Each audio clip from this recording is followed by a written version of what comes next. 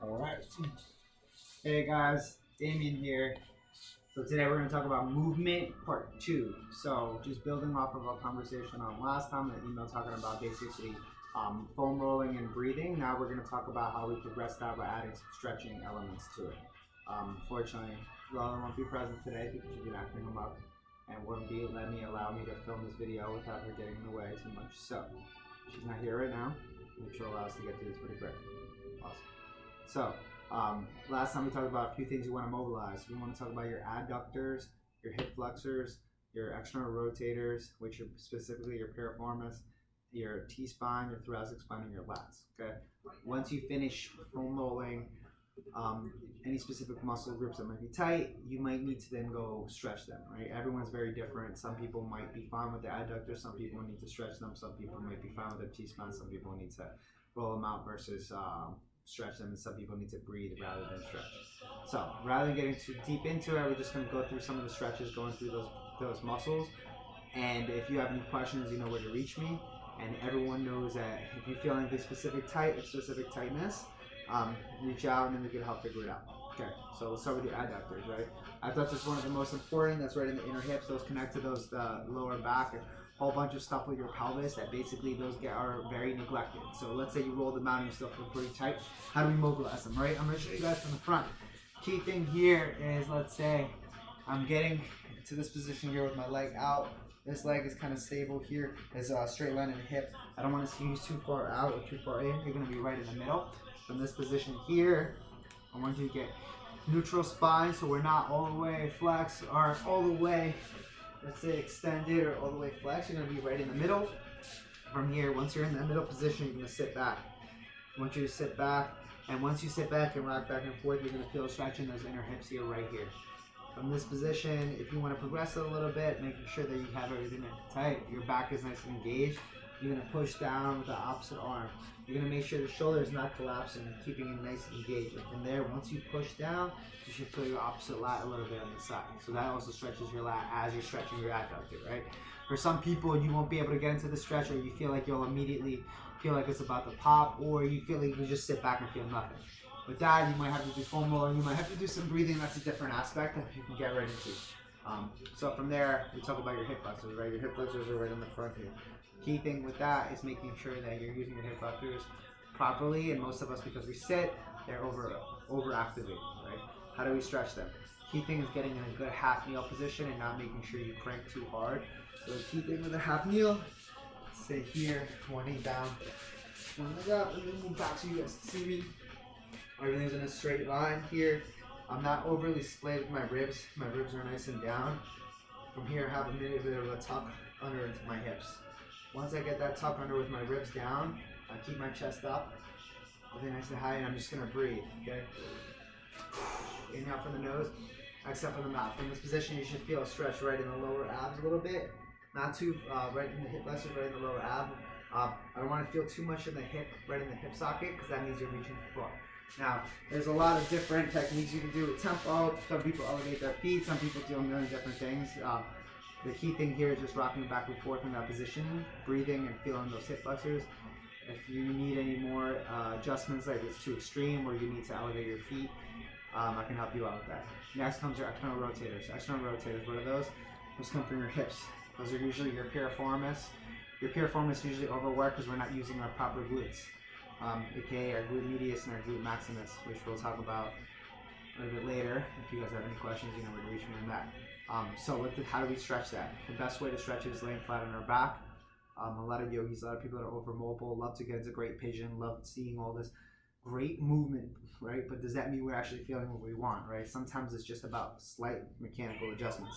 So the best way to set up without making sure you feel it, is you start on your back. You lay flat on your back. Ribs are down, lower back is flat against the floor here. From here, let's say I'm doing my right leg. I'm gonna bring my right leg bent over my left leg, keeping everything down. My left leg is gonna slightly bend. As my left leg is bending, pushing my right leg, I'm holding on to my right leg with my left arm, specifically my foot, and I'm using my left leg to help push and anchor. From here, I'm gonna feel a stretch in the outside hip. Okay, and here I'm going to just push, breathe, and you want to feel the equivalent as you would in a pigeon stretch. Okay, as long as you can get in this proper position, you should feel everything okay. But if you need to get a little more crank, you push your leg forward, or you could even drop that bottom leg. But the key thing is making sure your hips are in a good position. So let me show you the other side. Let's say I'm down, my ribs are down. I bring this opposite leg up, grabbing it and holding. From here, let's say I want to make it more extreme, I could bring my leg down. But for now, to get good tension or good proper stretch, I'm going to focus on just pushing down with my opposite leg. So that's my external rotators, right? Let's say what's next? T-spine. So T-spine, basically the middle of our back. So not our lower, our mid-back a lot of times gets very tight because we're over flexed or overextended.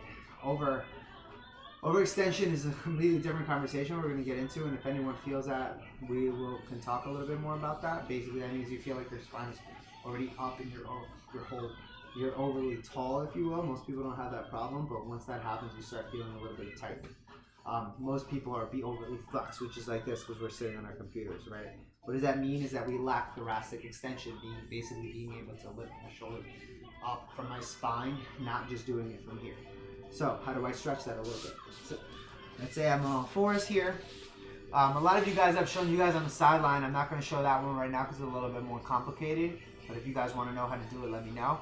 The people that do it, do it. If not, let's try this one out. So key things is quadruped. Let's say I'm on all fours.